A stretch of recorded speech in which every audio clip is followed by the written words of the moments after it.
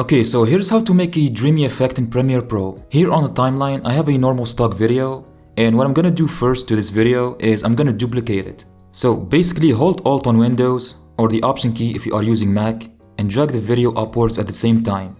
Now go to the Effects panel, and search for Gaussian Blur, and drag it onto the video layer that's at the top. Also search for something called Luma key, and drag it to that same layer. In the Effect Controls panel, scroll down and set the blurriness to something between 150 to 200, depending on what you like, and you can change this value later and adjust it, no big deal. Now for the Luma key, this effect basically allows you to kinda reveal the brighter areas more from your video and make the dreamy effect more awesome. So I would say set the threshold value to 20% for best results and leave this other setting as it is. Now all you have to do next is set the blend mode of this layer to screen instead of normal, and yeah, that's about it. If you found this video helpful, please like and subscribe. Also feel free to watch this next tutorial.